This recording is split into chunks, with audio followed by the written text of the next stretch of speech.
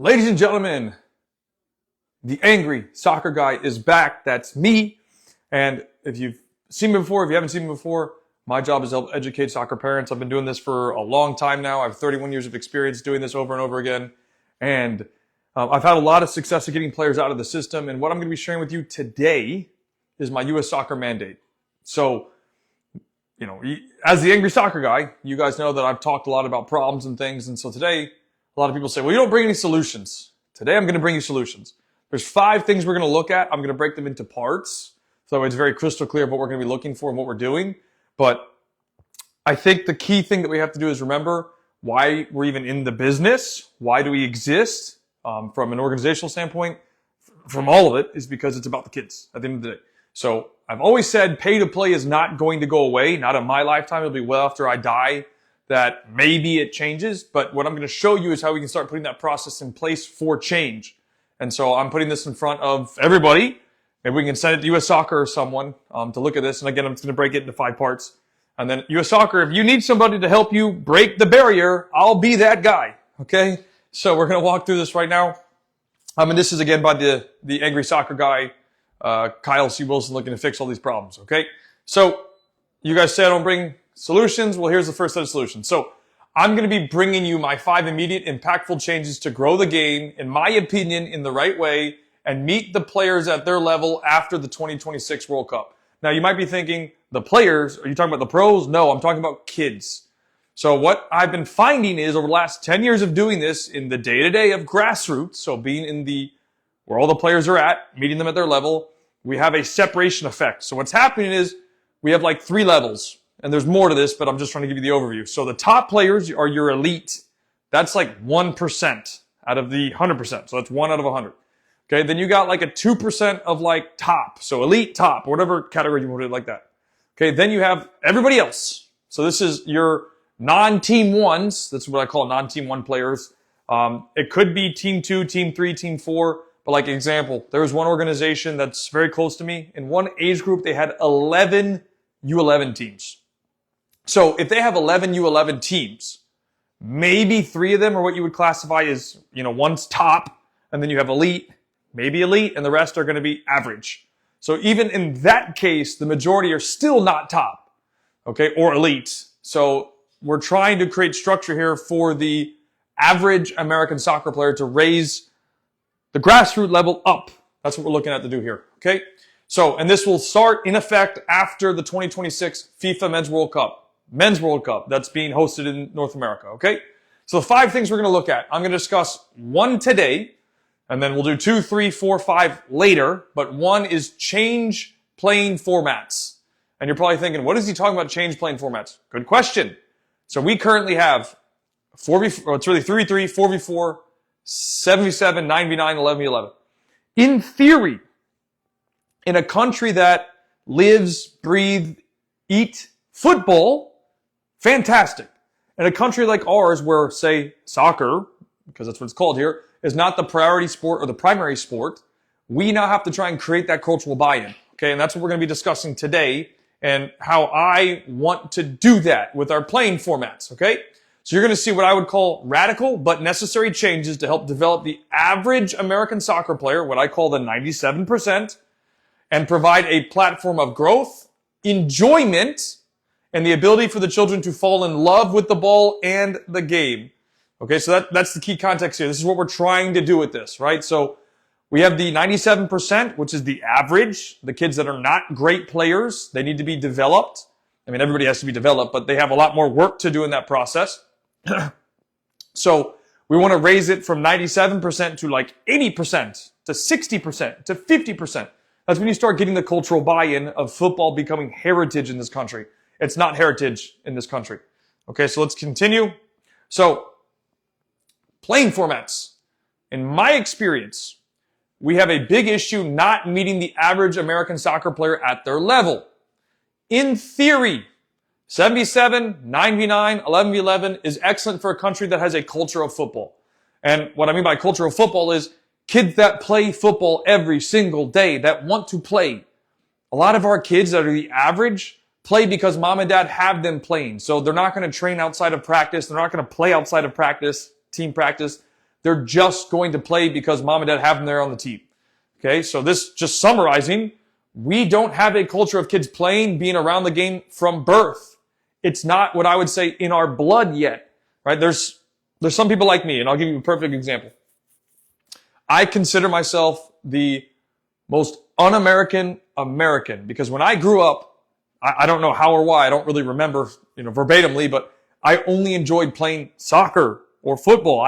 And not American football, football. I did not enjoy playing anything else. I played basketball for a season, hated it.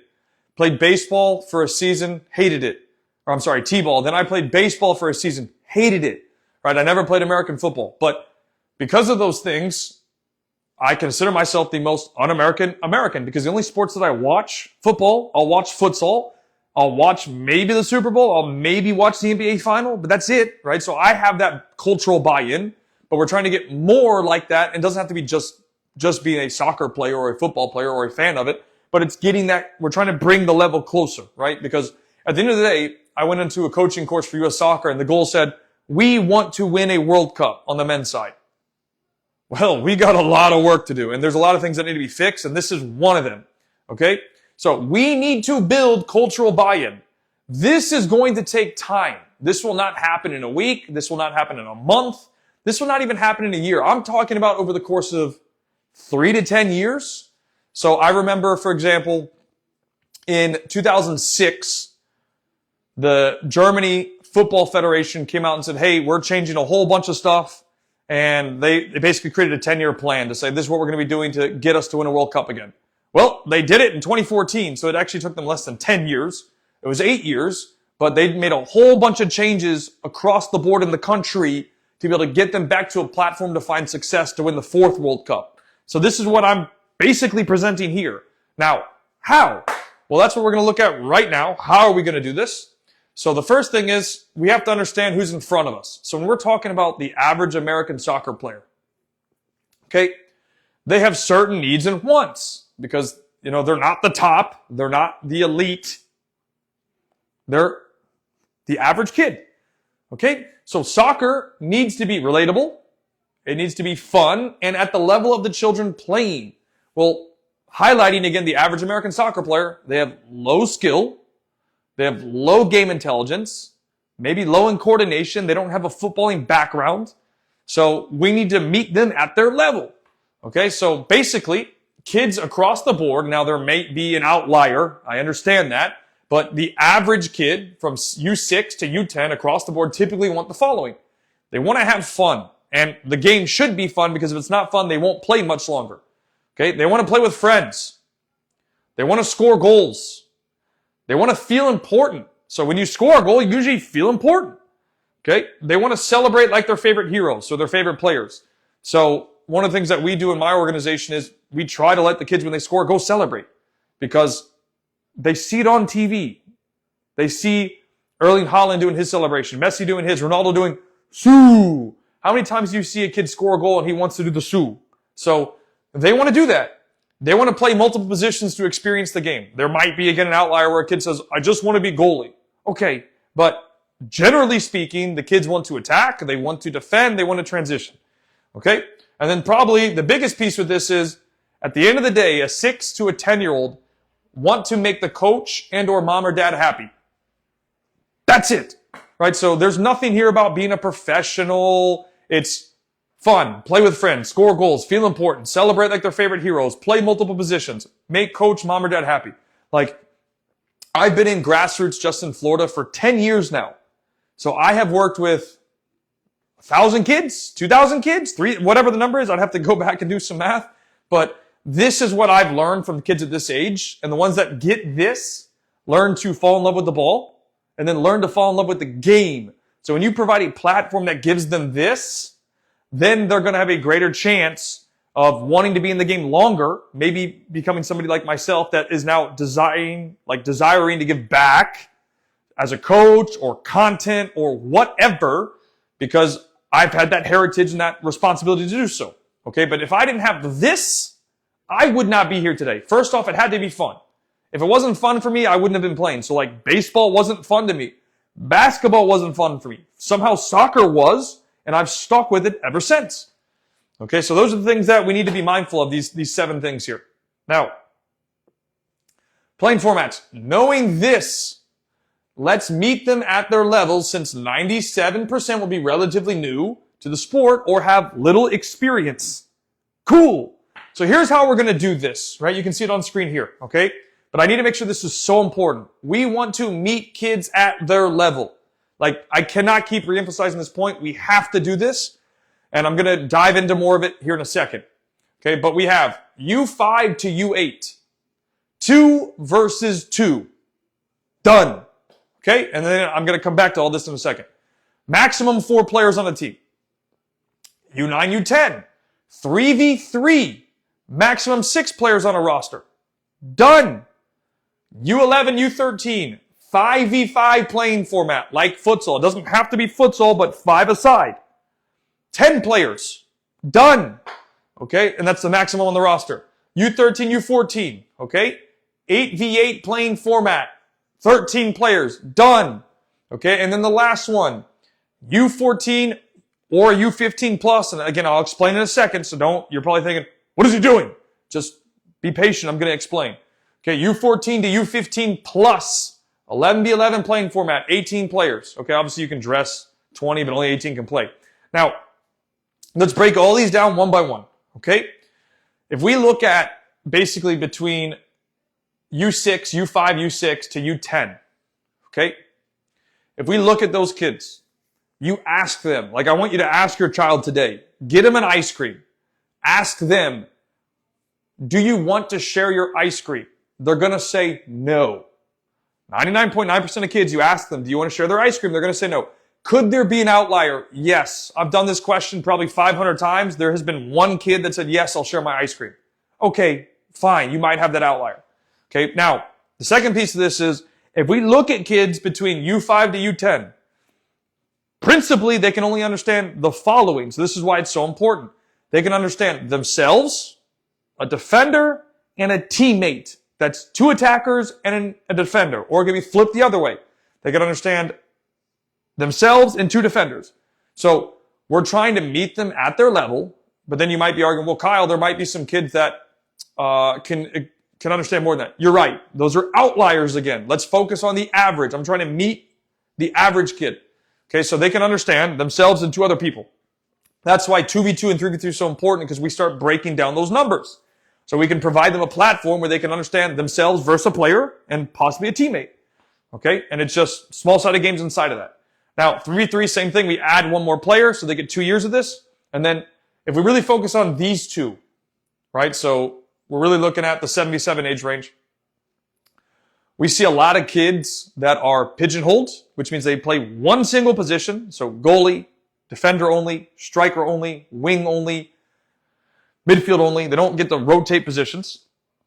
So a lot of times you'll have kids that say, they'll ask their coach, hey coach, can I go be striker? And the coach is like, no, I need you to play defense. Well, we need to give the kid a chance to play, but because he has to win, and that kid's better at defense, he needs to play defense. So we're trying to provide a platform for the kids to not be pigeonholed. They can also play all sides of the ball, so all 4 phases of play: attacking, defending, transition to defense, transition to attack, the whole thing. Okay, they're going to score more goals, they're going to have more touches on the ball, and they're going to be more involved.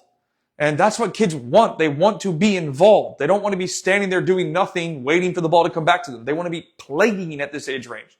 And they want to be, like I said, if I take it back for a second, right? They want to feel important. Do you think a defender that just sits in the back the entire time like this, waiting for the ball to come back to him so he can kick it, feels important? Hell no, he don't feel important. So he wants to have a chance to feel important. Let's give them that opportunity to feel important. Okay, now if we look at U11 to U13, this is typically your 9v9. Obviously, U13 is 11v11. But we go to 5v5. Again, now we're expanding. We can add a goalkeeper, right? And then you have 4 field players. This allows you to have still the emphasis of attacking, defending, transition in between. Because when you play 5 aside, if 1 player doesn't do their job, so I'm just using the 4 field players, you've lost 25% of your team. The chance of you winning on 25% loss, so 75% is not good compared to the opponent that has 4. Okay, so they still have to attack, defend, everything in between. They can still rotate positions. They can still do a whole bunch of different stuff. So it provides a greater platform for success. Again, more touches, more fun, more active, more engagement, feel important. All the things that these kids want to have, we can then provide them. Okay, then let's get 8v8. And I went back and forth thinking between 8v8, 9v9. I still think at 8v8, we can provide greater playing opportunities. Obviously, and if you really think about this in the long run, imagine if we take a kid, let's just start at U5, that plays 2v2. And then he does 3 years of that. Okay, then he goes to 2 years of 3v3. You don't think these kids are going to be better on the ball, more game intelligence? Now, when I say game intelligence, I'm talking about in the smaller scale. Obviously, they have to be trained when they move up, but to provide them in that overview of the platform, I think is fantastic. But the story is, or the long point is, the goal is by the time they start here and they get all the way to here, they're going to be significantly better than what we currently are producing. So the players that are going through the system, on average, aren't very good. Do you have the cream of the crop, 1%? Yes. Do you have the other 2% that makes up the 3% with the 1%? Yes. But everybody else is beyond average, and that's okay. We're trying to bring that group up, because once you bring the group up, the overall playing level increases. That's what we're trying to do here. Again, to give us the best opportunity to do so. Okay? And to summarize this for you, a friend of mine just sent me the format changes that Italy's making. They're not even going to have 11v11 until U15 anymore in the very near future. That's Italy, a country that's won multiple World Cups. And they're going to say no more 11v11 until U15. So that should be eye-opening for us to say, a country that's won multiple World Cups is now deciding to make that decision? I wonder why. Well, we look at the new generation of kids. They have different needs than, say, my generation or previous generations. Okay, so hopefully that makes sense what we're trying to do here. So then U13, U14, like I said, I've decided to go 8v8. Could it be 9v9? Sure. Could it be 7v7? Sure. I think 8v8 is that balance between 7v7 and 9v9. And then it gives us a platform to build to get ready for 11v11. However, and you can see here I put U14, U15. If we have the top 1% or top 3% still, we can push them to go play 11v11. No problem. But for everybody else, let's meet them at their level and let's bring them up. Because again, we think about this contextually. We want to provide kids a platform where they can develop, they can improve, they can stay in the game. Because one of the things that you're going to see in a second is when they hit this range, U13, and this is pretty much across all sports, around 75% of kids are quitting sport at this age, at U13. Well, we need them in sports. And if we want to have that cultural buy-in and be in a country that's actually serious about winning a World Cup in the future on the men's side, this is going to be so important in my opinion. Okay? Now hopefully this makes sense entirely. And then again, we'll try and keep this conversation going. And if you want to have conversation about this, when I post the video, it's going to be posted later. I'll be on YouTube as well. Write a comment. I'll look at them at some point and we can have a conversation about it. No problem. And if somebody wants to bring this to U.S. Soccer, please do, because I think it'll be very important. Now, somebody's going to say, well, there's money. Yes, there's money. And this is where in a near future, you're going to see some parts of this. So continue with the playing formats. I wish, me personally, I had this format. So the format that you see here, I wish I had this when I was a kid. This did not exist when I was a kid. Oh my God. And if it did, I would be a significantly better player for it. Okay. So I wish I had the opportunity to play these formats when I was a kid, because at 10 years old, I was already playing 11 versus 11, which is when and I watched video of it and I'm like, this is completely absurd. Kids are being pigeonholed to positions. There's too much boot ball, which I'm going to go back in a second on. And you're expecting a 10-year-old to be able to play 11v11 in our country? It's not realistic. Let's be honest. Okay. In a country like Brazil, Spain, England, Germany, France, Argentina, any country that is serious about football, you might be able to pull this off and actually have a good level. But until that point, it's just like, what are we talking about? Okay. So like I mentioned already, the average 6 to 10-year-old can understand the following: themselves, defender, teammate. That is a 2v1. Okay. And then I asked you the same question earlier. Ask the average 6 to 10-year-old if they want to share their ice cream. So if you're at tournaments this weekend, after their game, buy them an ice cream and then be like, hey, Johnny, do you want to share? And they're going to say, no. You might have the kid that is like, yes, I will share, but generally speaking, they won't. Okay. Now, I think I have it right here in the next one. Yes, but I need to go back for a second. So I want to talk about the kickball thing. So this is one of the things that I think we have a big issue on, kickball, right? So you might call it kick and run, boot ball, kickball. I call it kickball, okay? But here's where it becomes interesting. Especially at 7v7, 9v9, and 11v11, kickball is a fundamental problem. Big problem. I would say, and you're going to be like, well, how accurate are you? I would say about 90% of the teams in the country, 90%, not all of them, so there's 10% that are booting the ball. So that means goalkeeper gets it, he just slams it, or she just slams it down the field the entire time, or the goalkeeper drops it to a defender, and the defender just slams it out every single time. That's boot ball. Okay? Kick it, boot it, send it. So by providing these formats, 2v2, 3v3, and 5v5, kickball becomes much harder to implement. Well, if in 2v2 the other team decides to boot it down the field, well, they can't score unless they get over half, for example, in one rule change. So that means they actually have to progress the ball forward. If they decide to boot it, more than likely that's not going to work. Okay, same thing in 3v3. When I've watched multiple 3v3 events, I've coached them. Kickball doesn't really work in 3v3, and I've hosted a few 2v2 events recently. There's no team playing kickball because it doesn't work. The teams that did play it lost every single time because the team that is better skilled will win in these formats. So the teams that are better players will win in 2v2 and 3v3. In fact, one of the posts I put out before recently is most of the time a child that says, I don't like futsal is because they're not at the level to be able to play futsal. They're saying, oh, it's too much for me. Or parents will make an excuse and say, oh, my son or daughter doesn't like it. Yeah, they don't like it because they're being exposed. Their weaknesses are like emphasized 300%. So you're seeing their flaws. They're not good enough as players to be able to play futsal. This is where this, again, becomes so important so we can make those corrective actions and behaviors, okay? But we want to eliminate kickball, and this is one of the best ways to do so. So, continuing. Sorry, one too many. Okay, continuing with playing formats. Are these radical ideas? Absolutely. However, radical can bring necessary change. Okay, like I've mentioned, we don't have a culture of kids wanting to play football. They're not playing football. They're kicking into a soccer ball. There's a difference between playing football and kicking into a soccer ball. Point blank, okay? Pickup in this country is virtually non-existent. There's not many places that it exists in.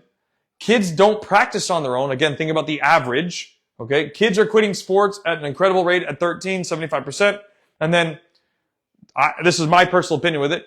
If for this number, kids are quitting sports at an incredible rate, if it's like a job where they have a lot of pressure, mom and dad add pressure, coaches are screaming at them the entire time, joysticking, whatever, then they're not going to want to play. Because if it's like a job, they don't love the sport enough to make it a passion, their hobby, they're going to quit. So they have to fall in love with the ball and then the game. Okay, so I hope that makes sense with what I'm trying to achieve with the playing formats. And there's, like I said, more pieces of this. So if I go back, give me one second. So if I go back here, we've just talked about change playing formats. This is step one. I have 4 more to do. I'm not going to do them now. I'm going to do them later. I'm going to break this forward for you. So the next one is improve coaching education. So that will be the next one that we're going to talk about. And it's going to be centered around the pay-to-play environment. So I'm going to show you here.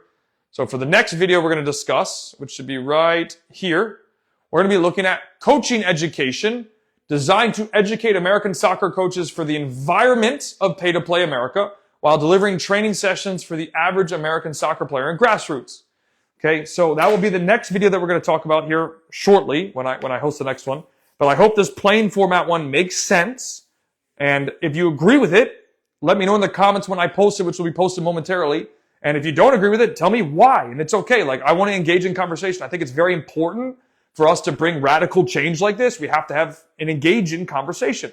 But just from my experience of doing this so much and so often with thousands of kids at this point, the ability to provide them the platform that meets them at their level in a country that is not fanatics about football, that doesn't have that in their blood, we need to try and create an environment and a format and a way of playing that meets them at their level and brings them closer to that goal.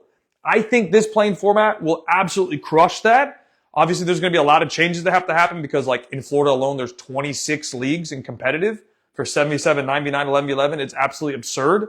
So there's going to be a lot of breaking this stuff down, but that's why I'm saying we have basically a year and a half at this point, or 2 years, I guess, to really start figuring this out to get ready for 2026 after the World Cup. World Cup finishes, bam, we're taking over. And we're implementing these changes. So I'll show you the next one here shortly with coaching education. And there's a lot of stuff that's going to come with this one because there is a big issue with current coaching education or coaching delivery from staff at clubs. And I'll explain more in detail shortly. But if you found value from this, please share it. Let's have engagement. Let's communicate. Let's figure this out. And let's start putting the track in place for proper development for the average kids, not just the top kids, the kids that are at the bottom of the barrel. If we can bring their level up, that's going to bring the middle group up, which is going to bring the elite group up. And it's only going to raise the level across the board. Is there going to have to be learning achieved? So, for example, when they go from 2v2 to 3v3, yes. When they go from 3v3 to 5v5, absolutely, they're going to have to be taught.